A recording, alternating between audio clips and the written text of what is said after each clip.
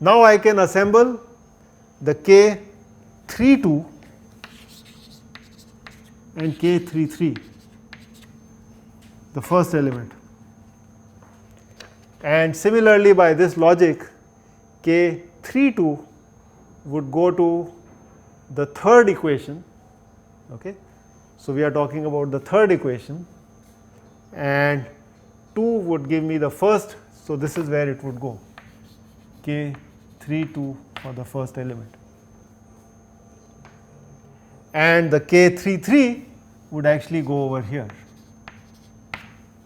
So, out of the first element, I have 16 entries in the element level stiffness matrix, but please notice that only 2 by 2, that means only 4 of them get assembled. In fact, I already know that my K matrix would be a symmetric matrix, this matrix would be symmetric.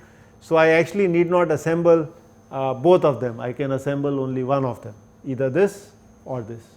Okay, so, I can reduce my work further. I will give you one more example of an element, and then we will move on. So, let us take the element number 4. So, let me write down here for you the element number 4, K4, which is actually again a 4 by 4 matrix, and it has these entries. So, let me just write down K114, K124, K134 and K144, and of course, there will be 3 more rows in this. So, as an example, let me first talk about where does K11 from the fourth element go. So, we are assuming that we have finished assembling the first 3 elements. So, these are done, and whatever is already the template there, I simply take these K values and add them to the K matrix, and I do the same thing for the F vector. Alright. So, the first entry K11, so you can see K11 would go to the first row of this element level matrix and first column, and that actually has this number here 3 3, which means I am talking about the third equation. Okay. So, these would go actually to the third equation, and K114 would therefore just end up being in this. So, this is where K114 would add up. Okay. Now, I want to find out what happens to K124. So, K124, I am still talking about the third equation, but now it is the second entry here. So, it is the third equation, but then I am talking about the fourth unknown. So, K124 would actually end up going here. Let us talk about K13. So, K13 would go to, so the first index is 1, which means I am still in the third equation. The second index is 3, and that actually goes to number 6. So, it goes to column number 6. So, this is where I would take my K13 for the fourth element. Finally, let us do K144. So, the first index is still the third row, but the second index 4 goes to column number 5. So, third row, fifth column, third row and fifth column. So, I actually go to K144 over here. Okay. Just as a final example, let me look at the quantity K, let us say 2, 3, 4. Where does this go? Okay, K 2, 3, 4. So, the first index is 2, first index is 2. So, I actually end up in the fourth row. The second index is 3, so I end up in the sixth column. So, fourth row, sixth column. So, this is where my k 2, 3, 4 will end up going. And I can now do this for the rest of the elements, and I have not shown you for f, but it is very similar. Okay. So, I hope you get a flavor of how does one assemble using these different arrays and get the global K matrix. Okay. You can now ask a question, what happens if I renumber my nodes and my elements? In fact, I can jumble them up. So, this need not be node element 1, maybe this can be element 3. So, I can just renumber them. Similarly, I can renumber my node numbers, and I can also renumber my equations, and still these arrays would help me form the K matrix. The only problem is that now, of course, the structure of the matrix would change, and you can see here, if I look at element 1, it consists of equation 0, equation 1, equation 3, equation 0. So, it involves equation 1 and 3. So, as far as the element 1 is concerned, it only contributes to these two equations. Similarly, element number 2 contributes to equation 1, 2, 4 and 3. If I jumble them up, then you can see the contributions change and the structure of my K matrix also changes. In fact, the 0 and the non-zero values that I get in the stiffness matrix, their location also changes, and it may affect the fill-ins which I may have to worry about when I solve a big equation system. Alright, so this is what I wanted to say about a scalar problem, okay, where you have one scalar unknown which is the temperature field, and we can now do this in 2 dimensions, or we can generalize this in 3 dimensions. What happens now if I have a differential equation where the unknown is not a scalar, it is a vector? For example, if I look at the classical linear elasticity, okay, so I have, let us say, a plate, and I want to I apply a load on it, and it can have, so it lies in the plane of the blackboard. I apply a load on it, and this plate can have displacements along the x direction, it can have a displacement along y direction. So, now my unknown is a vector, or for that matter, if I talk about fluid mechanics, the velocity vector, that is an unknown, and I can have in 2 dimensions 2 components of velocity, an x component and a y component. In addition, I could have pressure as a component. So, how does that change the whole formulation? How do we approach it? So, we will spend some time on that. Okay, so let us now look at a situation where the unknown is a vector field, and the example that I want to give you is the classical linear elastodynamics.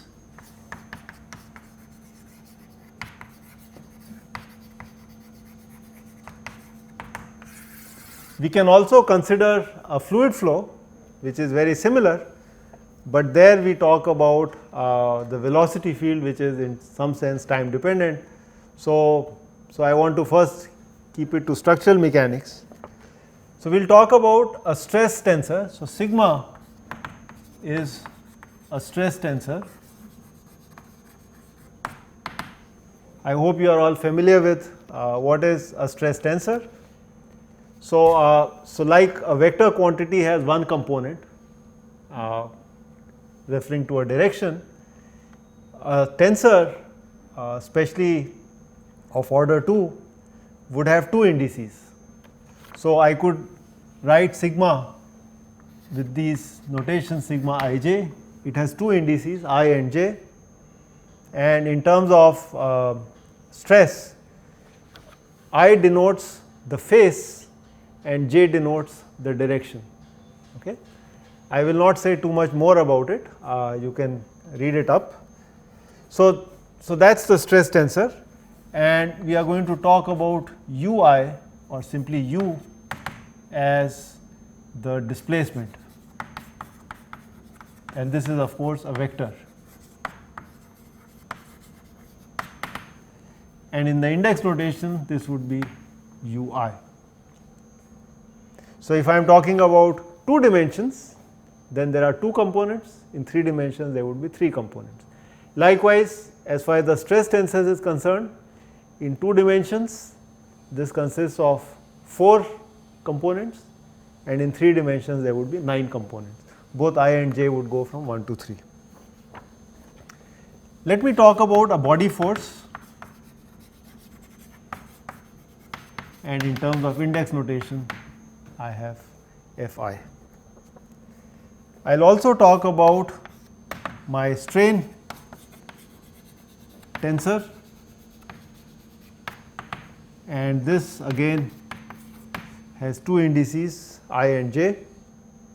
Both I and j go from 1 to the number of spatial dimensions.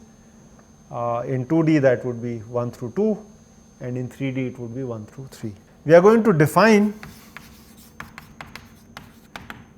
the strain tensor in terms of the displacements, and that is actually gradient of u plus gradient of u transpose divided by 2. Okay. And in terms of the index notation, Eij is actually ui comma j plus u j comma I divided by 2. And please notice that this is symmetric. So, A, this epsilon is symmetric, which actually implies that Eij is same as Eji. And it is very easy to show that if you take transpose of this, then clearly you would get a transpose of this quantity, this would be back, you will get a gradient of u, and that would be the same as the original epsilon.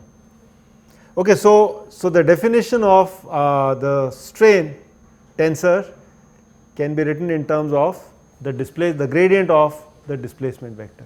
Okay, this is classical linear elastodynamics.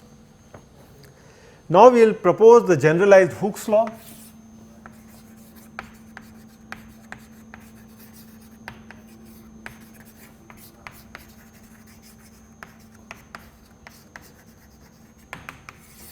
So, I am sure in your class 12 you have heard about the classical Hooke's law, which says that the stress is directly proportional to strain.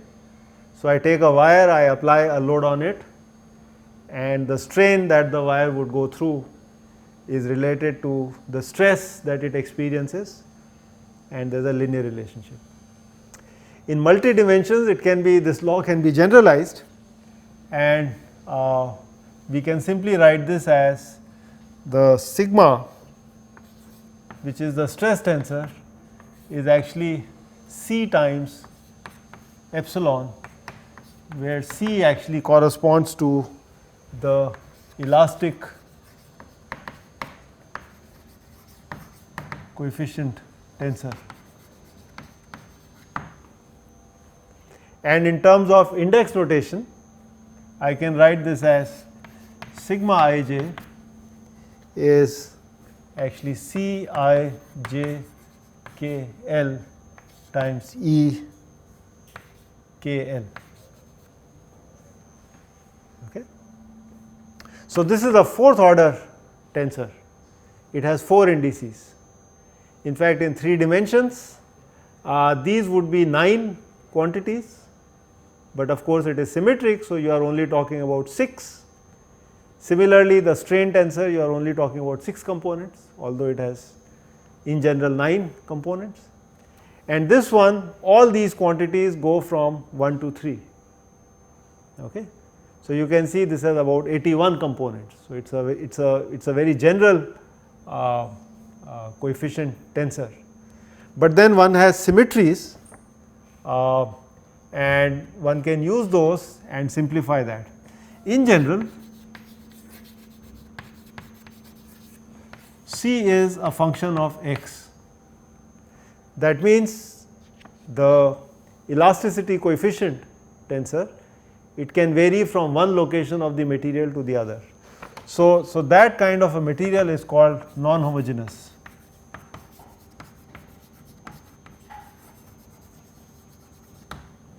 On the other hand, if I have C which does not vary with location, then I can talk of a homogeneous material. It means the properties are not changing spatially. We can also invoke certain symmetries. I am just giving you that for completeness, although we do not need to worry too much about it in this course.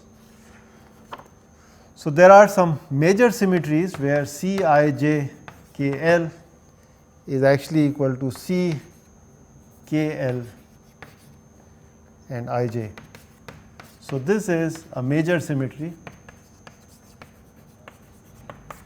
And then we will also talk about two minor symmetries where Cij KL is Cji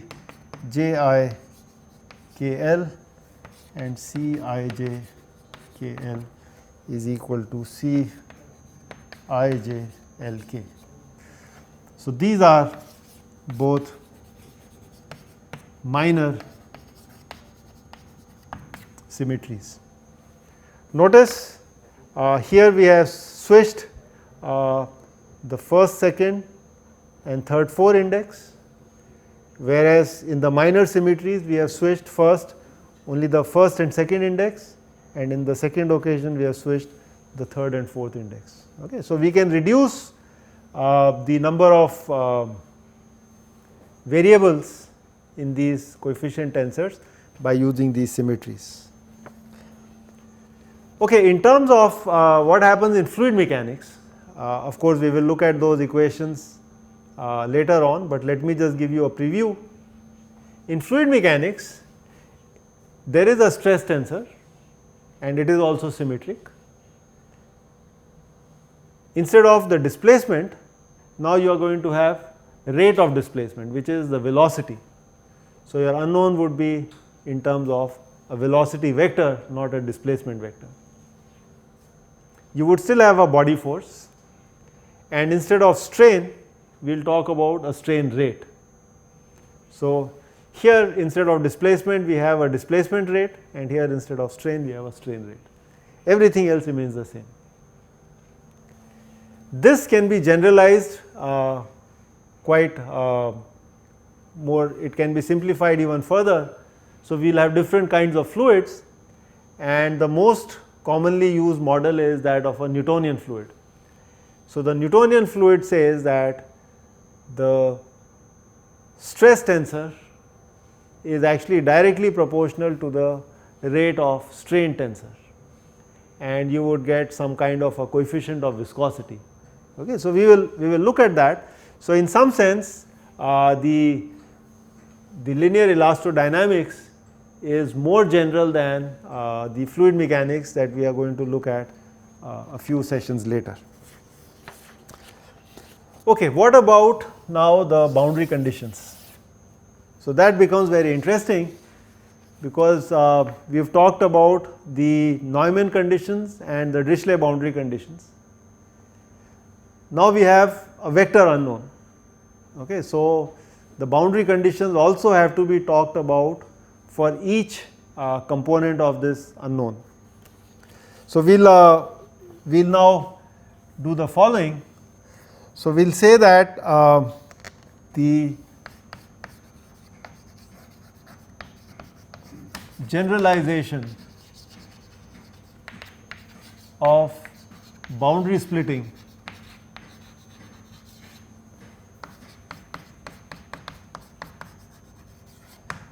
into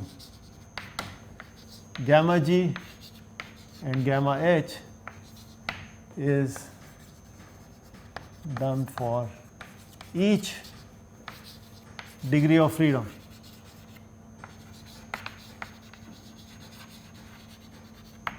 So for example, in 2D,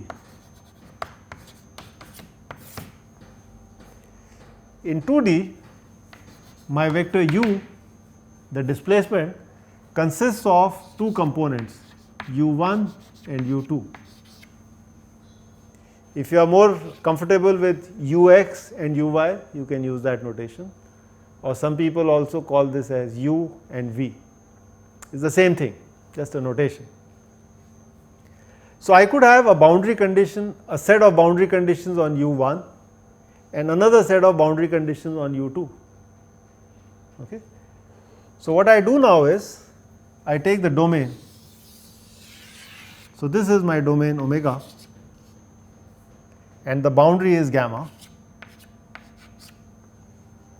and I need to define boundary conditions for u1 and also for u2. So I will draw two diagrams of the same domain. So the domain is omega and the boundary is gamma. And first I am going to talk about u1 and then about u2. So we will assume that this gamma allows a decomposition of gamma g and gamma h with respect to u1 and likewise for u2. So let me show you via a figure. So let us say this part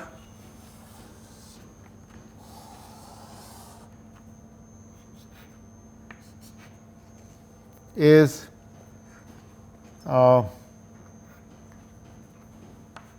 gamma g1 and this part over here is gamma h1. In fact, I have drawn gamma g1 for the closed boundary, and gamma h1 you could also either include these, that would become closed, but if you exclude this then it becomes open. And I could have a completely different decomposition for u2, and just to illustrate that, let me draw it here.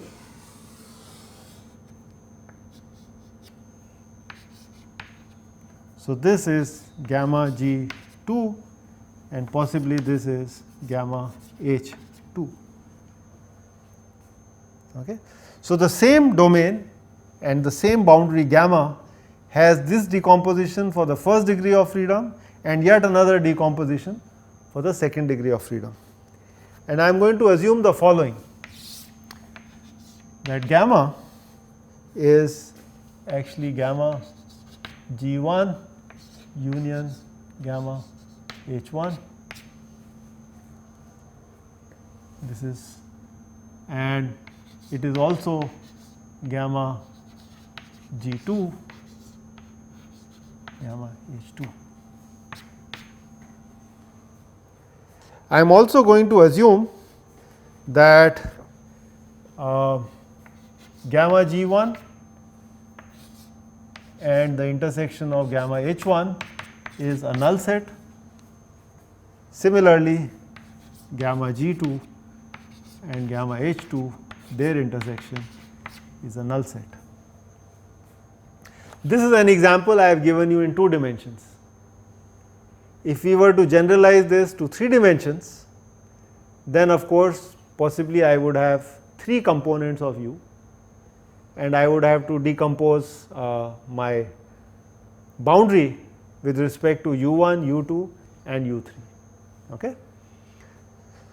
So therefore, when we set up the strong form of the problem, we will have the differential equations, okay, and then for each degree of freedom we would have a possibility of a boundary condition, a Neumann type and a Dirichlet type for each of these degrees of freedom. So let's take a sample and write down the strong form of the problem. So given a force field on omega and each component is a real valued function. Similarly, I can talk about Gi defined on gamma gi, which is also a real valued function. And now I have hi defined on gamma hi, also a real valued function. I must find ui on this domain, closed domain omega, which is also a real valued function, such that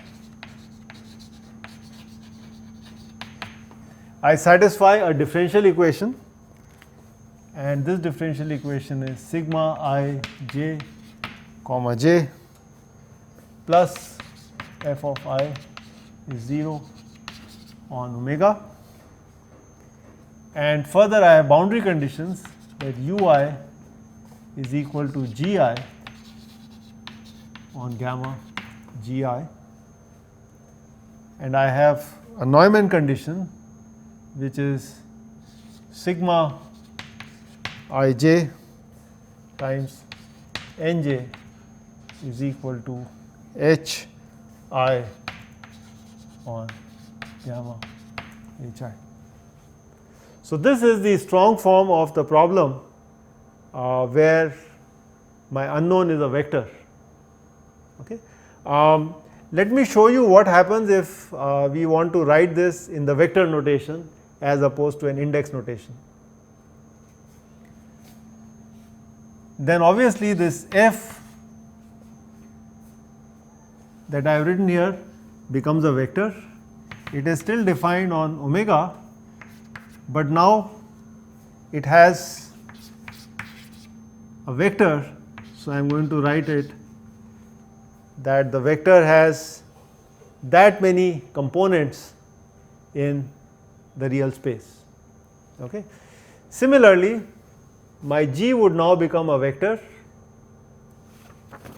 So g is defined on gamma g, and this again is RNSC and so on. Then I would have to find a vector u which is defined on omega, but now my u vector has components. So if I am in 2 dimensions, I could have 2 displacement components. If I am in 3 dimensions, I have 3 displacement components, and each one of them is a real valued function. What are the equations? So maybe I should just write down that this is in now the vector form, and the one that I have written earlier is in the index form. So this is just to help you. I have to find this such that this equation actually is the divergence of the stress plus the force vector equal to 0 on omega, and the boundary condition is that u is actually equal to g, the vector g, on gamma g, and I will put a vector g. Similarly, the h-type boundary condition would be that sigma times the vector n, this is actually equal to the vector h on gamma h. So this is also the strong form of the problem, same strong form. This is in the index notation and this is in the vector notation. You can pick whichever you are more comfortable with.